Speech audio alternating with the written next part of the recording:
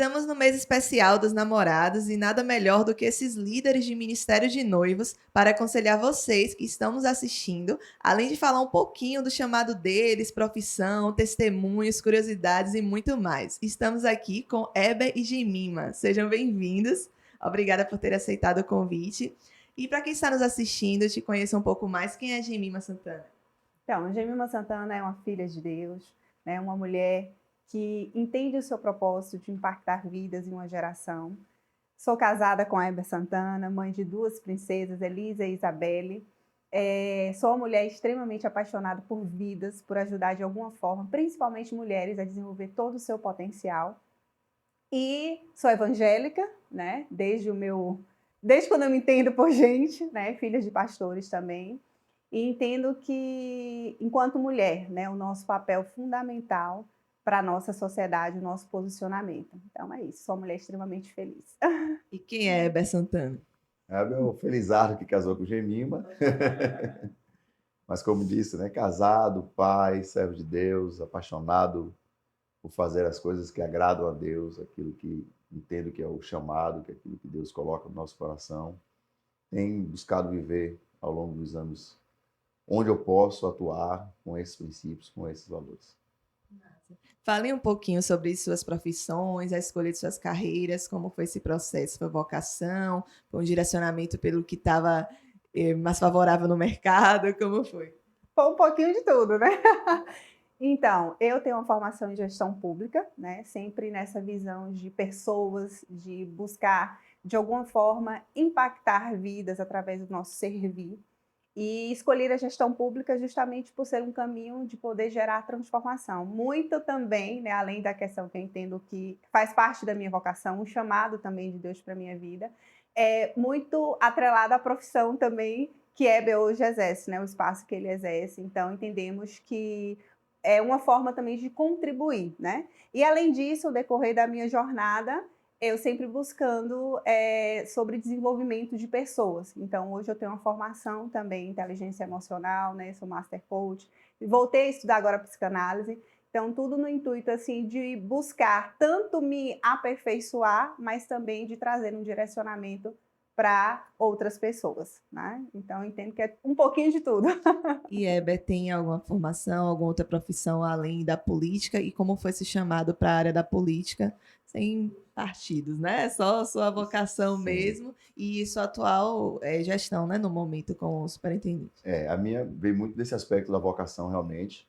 Eu, adolescência, tinha outros caminhos, jogava futebol, estava nesse contexto de talvez, né, profissionalizar como jogador, mas entendi que Deus estava me chamando para uma outra ação.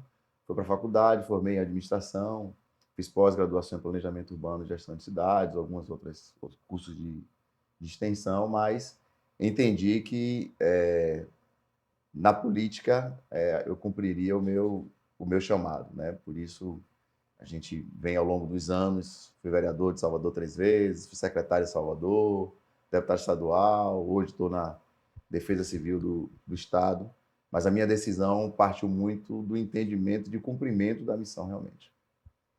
Como você atrela a política ao chamado de Deus? Você consegue colocar um pouco do evangelho lá no seu dia a dia? Como é que você atua?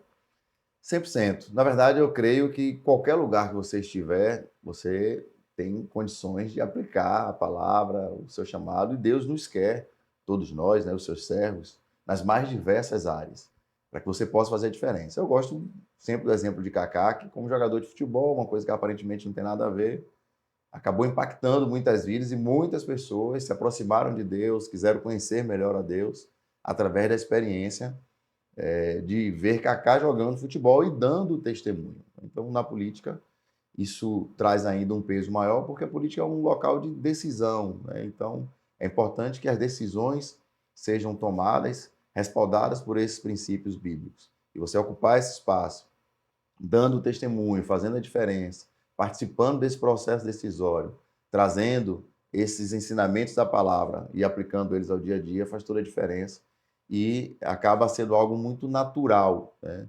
A necessidade de ter pessoas nesse ambiente com esses princípios e para aqueles que são vocacionados e se firmam seus passos em Cristo, né? Viver dessa forma na política. Como em qualquer outro lugar, você tem escolhas a fazer todos os dias. E você tem que ter cuidado com as suas escolhas para que você não desvie o seu caminho. Mas perseverar, né, naquilo que Deus te chamou para fazer, para que em qualquer ambiente, qualquer lugar que você esteja, as pessoas possam ver a luz de Cristo através da sua vida. Agora trazendo, né, para o nosso tema do mês dos namorados, como vocês se conheceram, como avaliaram um ao outro, entenderam que era uma pessoa certa para namorar e noivar e casar. Quem começa? Comece, amor. Bom, Mima, a primeira vez que eu vi Mima foi numa foto, né? Convite de 15 anos dela. Ela mandou o convite, a família dela mandou o convite para a minha família, né? A família de meu pai. E eu vi Gemima, já achei muito bonita, né? Uma princesa na foto. E também hoje, claro, mas já naquele momento. Mas a gente não se conhecia, fui para os 15 anos dela e realmente não acabei mal a vendo ali, né? 2 anos depois foi que a gente teve a oportunidade de se conhecer, realmente começar a conversar um pouco mais. E meu pai já gostava muito dela, né? Ela já acompanhava os trabalhos de meu pai e acabou isso criando um ambiente muito favorável para que a gente pudesse, de fato, interagir um pouco mais e foi despertando, né, esse desejo de conhecer, de estar perto. Creio que Deus colocou no coração dela esse desejo, no meu também. E já no primeiro dia, né, que nós assim saímos com essa intenção, foi 19 19 de de dezembro, dezembro. né, de 2022. Nós começamos a Ali no antigo Aeroclube. no antigo Aeroclube, exatamente. Nós começamos a namorar. Foi. E justamente isso, né? Foi exatamente no primeiro dia que eu vi Heber, foi no dia que o Brasil foi penta. É o dia que a gente Foi conversou, foi no no dia que o dia Brasil foi que a penta. gente se conheceu. E de lá para cá, né? Foi. As confirmações foram acontecendo. A Heber trouxe o relato na época não era o meu sogro, mas eu já era admiradora pelo trabalho que ele desenvolvia, a minha família toda. E acabou que esse envolvimento aconteceu de uma forma assim, muito natural, né? E nesse primeiro dia que a Heber me chamou para sair, a gente já firmou, né, um relacionamento. E na época eu lembro que eu falei assim: ficar não, vamos namorar? Então a gente já saiu de lá. E graças a Deus a gente passou 4 anos, né, namorando. Fizemos o curso de noivos na época, né? Sempre, tanto eu e Heber, nascido e criado no Evangelho, tínhamos a visão clara, né, do relacionamento com Deus no centro, né? E toda a diferença. Então, na época eu tinha 17 anos, né? Eu tinha 19 anos. E iniciamos uma jornada, e foi uma jornada que tem sido, né, uma jornada muito firmada, com Deus no centro de todas as coisas e sempre buscando, né, fazer o outro feliz. Acho que esse é o principal objetivo. E que dicas vocês dariam para os jovens analisarem e escolherem seus futuros cônjuges? Então, eu acho que precisa primeiro avaliar quem é essa e quem é esse, né, no seu ambiente, né, na sua família, na forma que trata, na forma que tem o comportamento, né, os ambientes que frequenta, os valores e princípios, que eu acho que é fundamental a gente perceber, porque é nessa construção. Ninguém muda ninguém, né? E num casamento precisa ser um casamento alicerçado na rocha para, de fato, que ele venha a ser duradouro, né? Então, assim, e não existe momentos, existe uma decisão, uma escolha. E a gente precisa ter essa escolha desde o início. Olhar, não só ver o aspecto físico, não só ver a condição, se tem ou se não tem, mas ver se aquilo realmente encaixa. Eu costumo dizer sempre nos nossos encontros que um relacionamento ele precisa vir pelo um desejo, claro, mas sim pela uma decisão de construir. E ver, não somos perfeitos, mas tem coisas que são toleráveis, tem coisas que não vão ser toleráveis. E eu preciso avaliar se eu tolero tal coisa ou se não, né? Então, assim, eu acho que o principal é olhar o ambiente que frequenta e como é que ele trata os seus, né? Que aí não vai ser diferente, sempre lembrando que quando casa não muda, tem coisas que potencializam. E por isso que é importante fazer essa avaliação, se é algo que eu quero ou não quero, porque é o tempo, esse tempo de relacionamento, namoro e noivado, de fato, é o tempo para que você perceba, né, os defeitos, né, aquilo que gosta ou que não gosta, ou conversar, para de fato ter um relacionamento feliz, né? Não é só ter um relacionamento, mas ter um relacionamento feliz. E também a pessoa se vê bem resolvida. Eu acho que Isso. para partir para um relacionamento, normalmente a pessoa quer se realizar no outro, né? A expectativa de que o outro venha atender a todas as suas expectativas. E a pessoa transfere essas expectativas e isso acaba gerando, de alguma maneira, frustrações. Então é importante que a pessoa esteja bem resolvida, né? Por que eu quero ter um relacionamento? Ah, porque eu sou novo e quero sair de casa, quero ter a liberdade de ter relação, é o que eu quero. Então, se a pessoa tiver a motivação errada, ela não estiver bem resolvida em si, não vai ser o outro ou a outra que vai resolver. É importante que a pessoa se conheça também, se entenda, tenha suas pretensões de vida bem definidas. Claro que é um processo de maturação, mas mesmo nessa fase, nós casamos jovens, né? Nós começamos o relacionamento com 19, 17, com 23 e 21. Eu tinha 23, ela 21. Nós casamos. Mas nós maturamos essa decisão, tomamos de forma muito consciente dos desafios que nós teríamos no casamento. Então, ó, você vai sair de casa, tem certos confortos que você tem em casa que você não vai ter nessa primeira fase nossa. Está disposta ao desafio, a pagar esse preço, né? Então, quando a pessoa vai bem resolvida, ela ajuda muito a construir um ambiente muito saudável no relacionamento.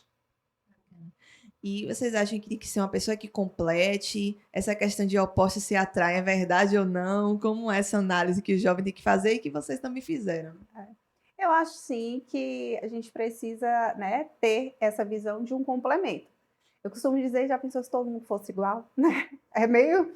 Então, assim, é interessante perceber, ter esse relacionamento que um vai completar o outro. Aquilo que eu falo muito de perfil comportamental, né? Meu perfil é diferente um pouco de Heber, e aí se complementa, que é justamente, eu sou muito emoção, Heber é mais razão. E aí, nesse contato, você encontra o quê? O ponto ideal, o ponto de equilíbrio para um relacionamento saudável, né? Então, eu vejo que precisa sim ter esse olhar. E é claro, também ter a disposição, se é isso que eu quero, eu vou precisar, de alguma forma, não negar a sua identidade, mas de alguma forma se aperfeiçoar, porque afinal queremos estar juntos, queremos o bem-estar do outro, então a gente também precisa dividir essa responsabilidade, né, na busca de um relacionamento cada vez melhor e saudável. Não, exatamente. Essa questão do complemento é fundamental porque, é, vamos imaginar aqui um exemplo, os desafios financeiros, né?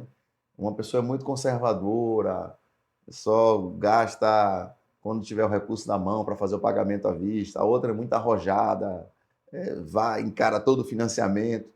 Não existe certo ou errado, existem características, né? E como o Mima colocou aqui, desse equilíbrio podem surgir decisões importantes, porque de repente, para você adquirir um imóvel, você não vai conseguir juntar o dinheiro para comprar a casa.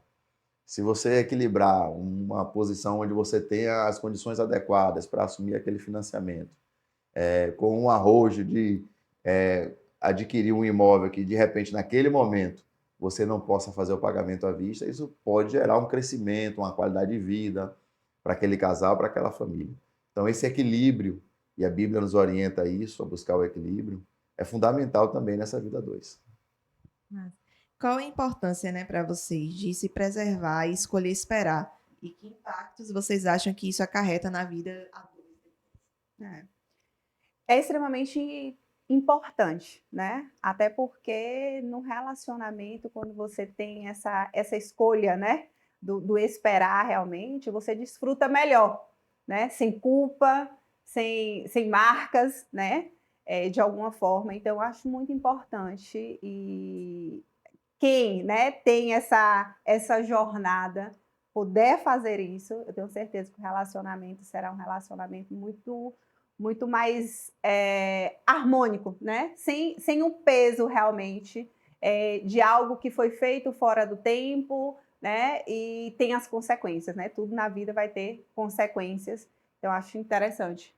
Deus ele é perfeito em tudo e aquilo que ele estabelece na sua palavra, ele não estabelece por pirraça, por teste.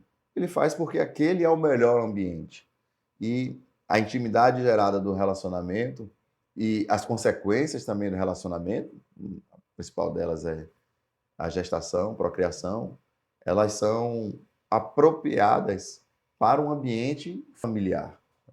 Então, você acelerar isso, você gerar dependências, como o Mima colocou aqui, marcas, aspectos, inclusive, porque para quem conhece a palavra e pratica algo que contraria a palavra, acaba, ou o ideal seria que gerasse um movimento de arrependimento, mas em outros momentos pode gerar o remorso, esse sentimento de culpa, e a pessoa acaba carregando isso, quando ocorre dessa forma, para dentro do relacionamento.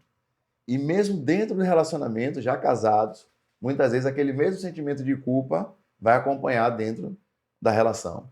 Então, o ambiente apropriado para a intimidade é o ambiente do casamento. Deus, sabendo disso, nos orientou a fazer assim. Por isso, é importante essa entrega dentro desse ambiente de casamento, sabendo que isso vai gerar uma intimidade saudável para que o casal possa curtir tudo aquilo que essa intimidade proporciona. E o que seria assim tolerável e imperdoável numa relação, ou tudo é perdoável? A Bíblia diz que né? 70 vezes 7, a gente tem que perdoar o mesmo pecado. A gente sabe que, se a gente for olhar nessa visão bíblica, né, a gente vai ter esse entendimento. A gente sabe que, na prática, tem coisas que são inadmissíveis, né? E creio que Deus compreende isso. Se a gente for falar, por exemplo, de violência, uma pessoa não vai se submeter a isso, especialmente sem você saber qual é o limite do outro, né? A própria traição é algo que traz uma marca muito grande. É possível perdoar. Tem pessoas que reencontraram o seu caminho dentro do casamento quando ocorreu isso. Sim, é possível. Agora, é importante que uma situação como essa seja de muita sintonia do casal, né, após o problema. Tanto para quem errou, deixar muito claro o seu arrependimento e mudança de atitude, como para quem está perdoando, realmente jogar no mar de esquecimento e não ficar trazendo isso à baila a todo tempo, porque senão o relacionamento vai acabar não sendo saudável como se deveria. Agora, o que a gente não pode também é banalizar, e a gente sabe que muitos dos relacionamentos têm tido muita dificuldade pela falta de perdão, né? E aí eu falei de assuntos aqui mais graves, mais sérios, mas tem aquelas coisas do dia a dia que já tem sobrecarregado muitos casais, né?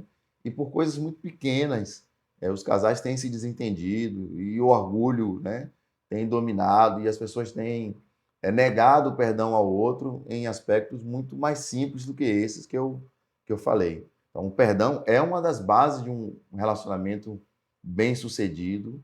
É preciso ter disposição de perdoar, de, como eu disse aqui, né, colocar realmente no mar de esquecimento, não ficar remoendo aquilo, não ficar trazendo aquilo toda hora, como se fosse jogando na cara do outro, né, uma cobrança constante, criando, tentando criar uma dependência com a pessoa para que ela fique presa àquele erro do passado, né? A pessoa até já mudou de atitude, mas você fica sempre trazendo aquilo, até para que ela possa ficar na sua rédea, né? Uma forma de controle. Então, tudo isso acaba prejudicando muito o relacionamento. Para Deus nada é impossível, né? Qualquer situação, Deus pode trazer e fazer disso algo novo, mas é preciso que a gente tenha realmente esse coração disposto a perdoar. É verdade. E perdoar é uma decisão, né? O fato de você tolerar e continuar são escolhas, né? Mas até porque a falta do perdão, ela só não afeta nessa questão da destruição, mas acaba com a vida da própria pessoa também, né? Então é importante tudo isso que a Hebe já trouxe aí, lembrando que um relacionamento perfeito aos olhos do Pai é onde existe respeito, né? Existe acolhimento, existe amor, e existe também a liberação do perdão, né? Então, precisa muito avaliar e perdoar. Lembre sempre que é uma decisão diária que você precisa fazer. O que seriam essas outras coisas pequenas que o Weber citou que vão minando a relação e como poderia evitar, né, esses desgastes diários? As coisas pequenas, as coisas do dia a dia, um combinado que é desfeito, uma pessoa que. A gente vai falar de diferença, né? Uma pessoa muito organizada e uma pessoa mais relaxada. A criação dos filhos, a forma de lidar com os filhos, né? uma decisão financeira que foi tomada e de repente deu errado, e como você lida com isso. A pessoa gastou um dinheiro, você tinha expectativa de utilizar aquele recurso de uma determinada forma e a pessoa utilizou de outro, isso gerou problemas para o casamento, né? Relação com familiares, como isso vai se dar. Às vezes você distrata o pai, a mãe dele, ou o pai, a mãe dela, e a pessoa traz isso para o coração. Enfim, uma série de questões do dia a dia que as pessoas podem demonstrar mais atenção, mais carinho, mais amor, né? E por isso é muito importante, inclusive, essa comunicação dentro do relacionamento. Tem coisas que a gente vai retraindo, não coloca para o outro, e o outro vai fazendo, e nem essa oportunidade do diálogo para que isso possa gerar ali um ambiente de entendimento e de perdão, né, como a gente está colocando aqui, isso ocorre. Tem um case, né, uma situação que a gente traz sempre nos cursos, que é de uma pessoa que fazia uma comida todo dia e ela não sabia fazer essa comida. Ela buscou fazer essa comida pensando que o outro gostava, né, a mulher fazendo, pensando que o marido gostava. O marido não gostava dessa comida, comia todo dia a comida sem querer, porque achava que estava agradando a esposa, até o dia que eles estouraram e ela disse que fazia comida só por causa dele, e ele disse que só comia comida por causa dela, e eles estavam, por falta de diálogo e entendimento, sofrendo os dois, né? Então, esse momento de conversar, dialogar é fundamental para que esses ajustes sejam feitos, né? E haja compreensão dessa situação, né? Poxa, por que você fez isso? Né? E a gente começa a entender. Entendendo também que as pessoas, como o Iman colocou, elas vêm para o relacionamento, cada um com as suas bagagens, né? E é natural que são famílias diferentes, diferentes, circunstâncias diferentes. E quando você se junta, porque o conhecimento vem quando você passa ali a morar junto mesmo, né? A viver todo dia, acordar junto, dormir junto. No namoro, no noivado, você tem aquela separação, por mais intimidade que se tenha, mas cada um vai para sua casa, tem o seu momento. E quando você está junto ali, no dia a dia, é que realmente essas coisas começam a aflorar, né? E aí você precisa conviver com isso, entender essa diferença e estar disposto a perdoar, a compreendendo melhor, porque quando você entende melhor o outro, você consegue também ter mais disposição de perdoá-lo, sabendo que aquilo que ela faz ou que ele faz não é uma pirraça, não é uma provocação, é muito fruto da sua formação, do seu entendimento da vida e do mundo. Vocês são líderes, né, do Ministério de Noivos. E qual a importância de um jovem que está pretendendo casar fazer esse curso de noivos e o que vocês ensinam lá, assim, de dicas? Extremamente importante, né? Que lá a gente fala de todos os pilares, né? Fundamentais para ter um relacionamento alicerçado na rocha e um relacionamento duradouro, forte e duradouro, né? Então lá a gente fala sobre herança familiar, sobre comunicação, sobre finanças, né? Sobre relacionamento com sogros, né? E dos principais temáticas que a Hebe trouxe aí é justamente a comunicação. O que faz um casal realmente prosperar na vida dois é a capacidade de dialogar, né? Então, se você não consegue ter esse diálogo de forma harmoniosa, não é concordar e dizer amém para tudo, mas é ter realmente sem reservas, né? A gente sabe que esse curso, na verdade, quando nós estamos com o coração aberto, ele nos traz um fortalecimento para coisas que a gente poderá passar, né? E a gente vai saber lidar. Na nossa época mesmo, nós fizemos o curso, na época era um ano, né, no curso de noivos, e o quanto foi fundamental, né? Situações que, às vezes, quando a gente encontrava alguns casais, eita, primeiro ano é uma luta no relacionamento. Para a honra e glória do Senhor, a gente não passou por essa luta, né, no ano de casamento, porque existiu base, né? E também existiu a motivação certa de entrar num relacionamento.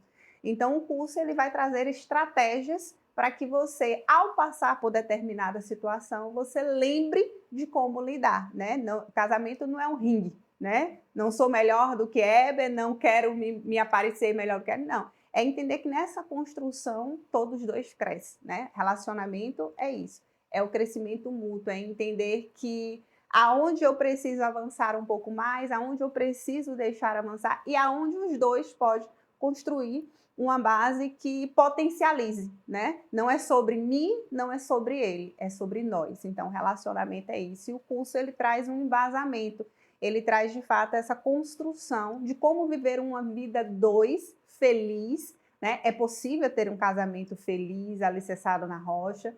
Tudo isso é possível. Agora, também, nós precisamos entender e querer, né? Praticar, porque às vezes a gente sabe de muita coisa, mas o quanto nós estamos dispostos, de fato, a colocar em prática aquilo que o Senhor tem nos ensinado, o que estamos dispostos a fazer. Então, vale muito a pena, meu amor. Não, com certeza, eu acho que essa é a ideia, né? A ideia da base, né? Quando você vai começar uma construção, a primeira coisa é a fundação, né, da casa. E se você tem uma boa fundação, você consegue alicerçar bem essa casa, né? A Bíblia fala sobre isso e esse encerramento de Mima sobre essa resposta faz lembrar, né, sobre o alicerce, aquele que constrói a casa na areia ou na rocha. Construir na rocha diz respeito a aplicar a palavra, né? Para quem é crente, quem já está na igreja há algum tempo, não precisa ser muito tempo, não. 6 meses, já tem conhecimento da palavra suficiente para poder saber o que é certo e o que é errado. A questão é se vai escolher fazer o que é certo, se vai aplicar essa palavra. E a gente, então, organiza esses temas de maneira que a gente dá um norte para esses casais. Inclusive, tinha uma das pessoas que trabalhou com a gente no ministério, ele usava essa expressão: antes de casar, olhos bem abertos. Depois de casar, olhos bem fechados. Por que bem abertos? Porque, inclusive, no curso a gente traz isso. É isso mesmo que vocês querem? Esse entendimento. O curso, ele traz esse, no sentido positivo, esse confronto também, para que o casal perceba se é isso mesmo que eles querem para a vida dele, para tomarem uma decisão com muita segurança e firmarem sobre a rocha, né, o casamento e a família deles. Bacana. Agora, sobre estilo de vida, dia a dia, que dicas vocês dariam para quem tem agendas apertadas e precisam conciliar a vida a dois, familiar, filhos, e como ter, né, o momento do casal, se é um dia na semana ou todos os dias? Como é? Então, esse é um desafio, né? Mas ele é possível.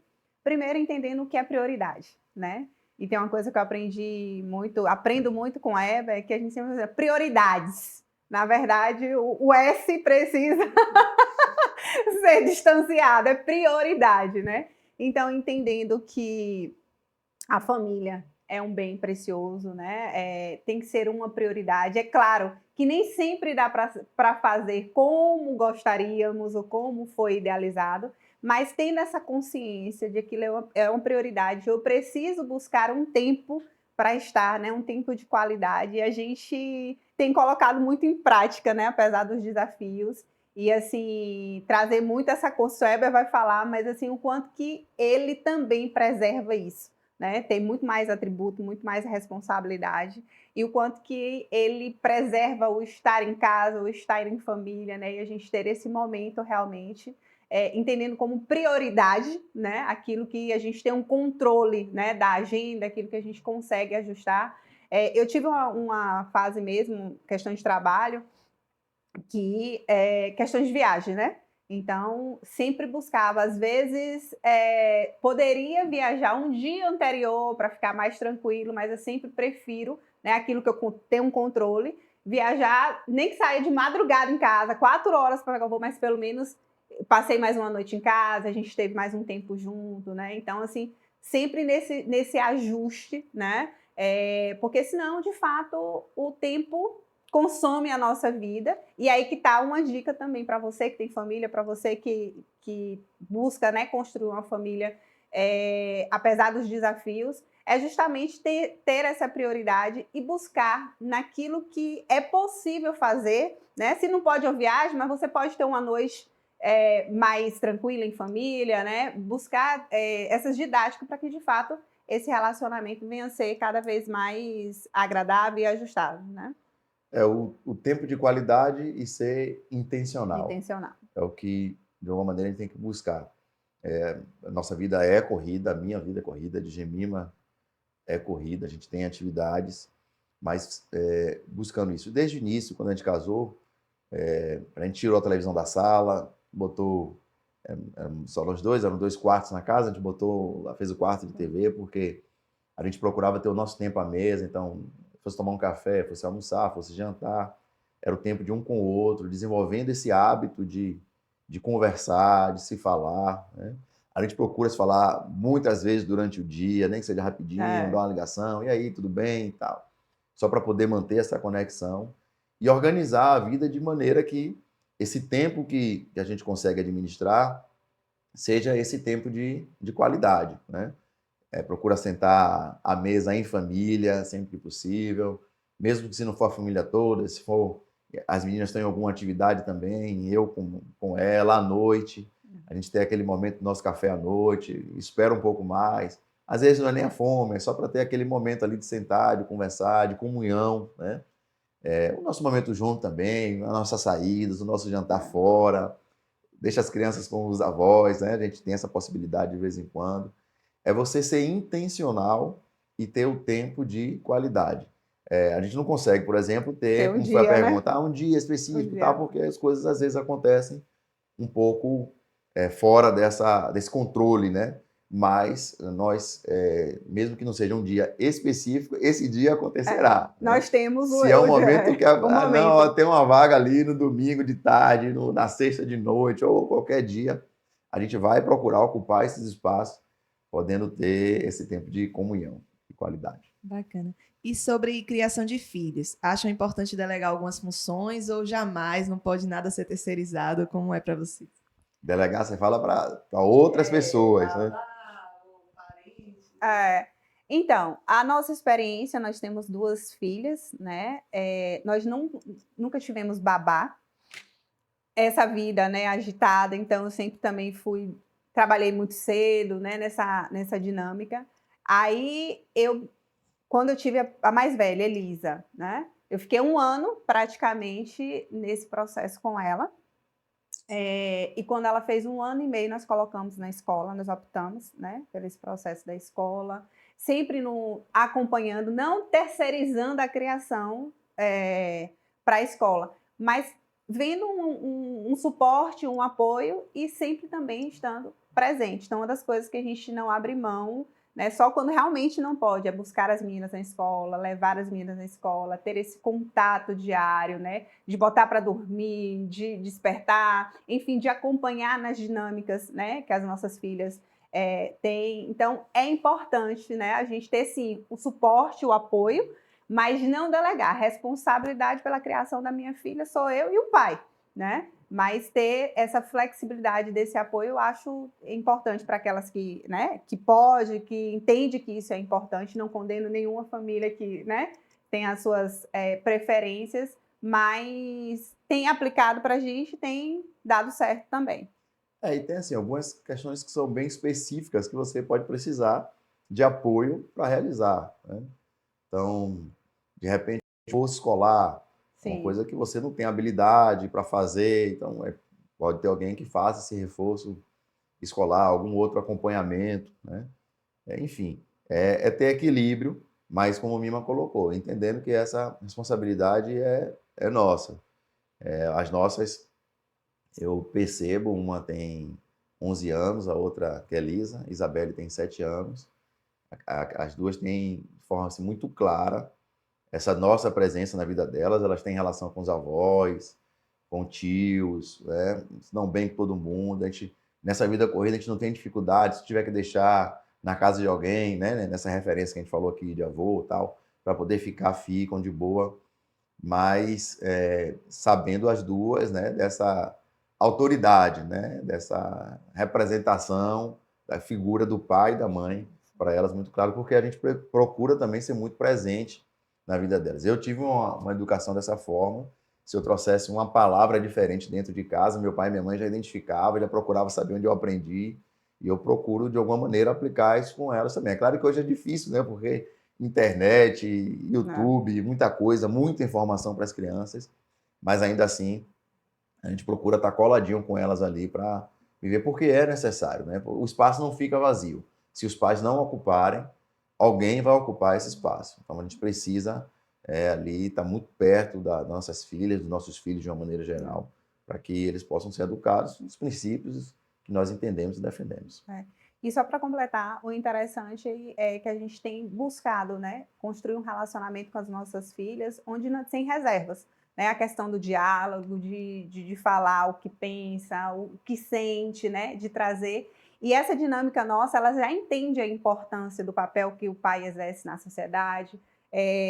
A minha função também, outro dia foi bem marcante, que eu levando elas para a escola, bem nesse processo da gente, e aí a Isabelle, que é a mais nova, falou assim: mamãe, eu tenho tanto orgulho de você e do papai. Então, assim, elas entendem, né, esse processo, que apesar dessa vida dinâmica, a gente nunca deixou de ser pai, nunca deixou de participar dos momentos mais importantes da vida delas, né? E Heber também faz muita questão, porque poderia ter várias desculpas, né? Não dá, não sei o quê, mas ele faz muita questão de estar, chega apresentação de escola, né? O que for, né? A gente consegue realmente ter. E aí elas têm, apesar dessa correria nossa, né? E tem período que é um pouco mais, que elas sentem, mas por outro lado também elas percebem que é um momento. É uma fase, aquela fase vai passar, e mesmo nessa fase a gente busca, de alguma forma, elas estarem em ambientes, né, que vai complementar aquilo que a gente tem buscado fazer com elas. Então, acho que é muito importante, nesse dia, mais do que nunca, né, às vezes aquilo que nós não tivemos no passado, aquela conversa do pai, de falar tal, a gente buscar saber que somos pais, mas também somos pessoas que elas podem contar, que elas podem compartilhar, né, e é extremamente importante. Bacana. Vocês têm uma filha, né, com TDAH. Sim. E como foi a descoberta, o processo de criação e que dicas você dariam, né, para pais atípicos também? Então, é sempre um desafio, né? A nossa pequena, ela veio prematura, Elisa, né? A mais velha. Elisa, a mais velha, né? Ela veio prematura, eu digo assim que ela é o nosso milagre perfeito. Apesar de ser prematura, não teve nenhuma intercorrência. Pra você ter ideia, a primeira febre, de fato, dela foi quase 2 anos de idade, então é uma criança extremamente saudável. E aí, nesse processo para a gente, que já foi com quase 6 anos, né? Essa questão do TDAH, que a questão dela é justamente no aprendizado, né? A escola e tal. É um desafio, porque nenhuma mãe, nenhum pai, né, quer, principalmente quando percebe que tem uma diferença, né? E lá em casa nós temos as duas e aí percebe um pouquinho. Mas assim, Elisa é uma menina muito inteligente, muito dedicada também. E a gente busca fazer aquilo que é possível, né? Então, se é um reforço escolar que ela precisa, a gente busca fazer, né? Se é uma terapia na fono, a gente tem buscado fazer e sempre potencializando ela, né? Ela não é melhor e também não é pior, simplesmente ela tem o tempo dela, né? Eu falo sempre que é um tempo. Se eu preciso de 2 horas, ela talvez vai precisar de 4 horas para colocar em prática com excelência aquilo. Então, trazer sempre essa construção que existe sim uma condição, mas não era um problema, né? Não é algo que paralisa. E aí a importância de ter pais realmente que buscam, né, trazer essa construção para além de uma situação, né? Então eu digo que, graças a Deus, Elisa é muito amada, muito querida. Sabemos das suas limitações no que diz no aprendizado, mas a gente tem buscado, né, potencializar ela e também dar condições para que, de fato, ela prossiga nessa caminhada e os desafios, né? Todos nós, de alguma forma, vamos enfrentar os desafios e a gente precisa também preparar, né? Estar preparando os nossos para esses desafios e para enfrentar esses desafios, um lar onde nós trazemos, né, a importância da criança, do filho, para além dos seus desafios cotidianos, acho que faz toda a diferença para a vida lá fora, né? Não falar não. Não, é isso. Elisa tem essa característica, a Mima falou aí do tempo, né? Ela precisa de mais tempo para compreender e nesse processo acadêmico, principalmente, né? Porque no resto Não, super tem uma inteligente. percepção muito boa, é extremamente carinhosa e, enfim, tem os seus talentos.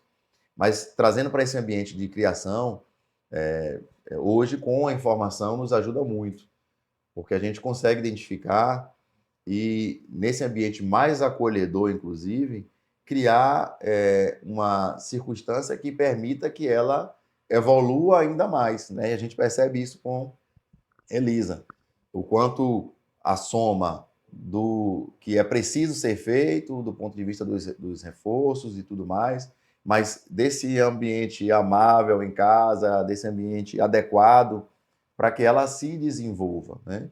E a gente tem percebido isso, inclusive no seu desempenho escolar, as notas são muito boas. Eu até peguei as notas dela desse ano para ver e me surpreendi, porque até achei que de repente podia estar. Como foi o processo, alguma facilidade? Não, ela fez sozinha, nas condições dela, e realmente com notas muito boas. Então, a gente percebe essa evolução e vê o quanto é importante os pais serem parceiros dos seus filhos no seu processo de crescimento e desenvolvimento. Porque Elisa é o TDAH, mas cada criança tem a sua personalidade, a sua forma. E como eu disse, também não adianta os pais quererem projetar as suas frustrações, as suas expectativas para cima dos seus filhos, jogam uma pressão em cima deles, né? E quando eu percebi isso, inclusive, em relação a Elisa, quando veio o diagnóstico e tudo mais, eu tive muita tranquilidade, conversava muito isso comigo, mas disse, Verdade. não se preocupe, Elisa vai desenvolver, vai ser no tempo dela. É só a gente ter paciência. E era exatamente isso que acontece. Tem coisas que ela tinha um pouquinho mais de dificuldade. Daqui a pouco, quando você via que não, ela estava fazendo como se nunca tivesse tido dificuldade. Então, ter esse ambiente e essa compreensão por parte dos pais é fundamental. Bacana. Estamos nos nossos momentos finais, papo bom acabar rápido, né? E agradeço muito a participação de vocês dois. E nesse momento eu pergunto o testemunho mais impactante do que Deus já fez na vida dos dois. Então, olha, Deus já fez muitas coisas nas nossas vidas, né? Mas eu digo assim, o nascimento de Elisa, para mim, foi algo extremamente impactante, né? Porque Elisa tinha, apesar de não ter nenhum problema maior, mas ela foi uma criança a termo, né? Nasceu com 7 meses e meio. E então, o ideal é você ou nascer com 7 ou nascer com 8, mas esse meio, né, traz uma certa preocupação.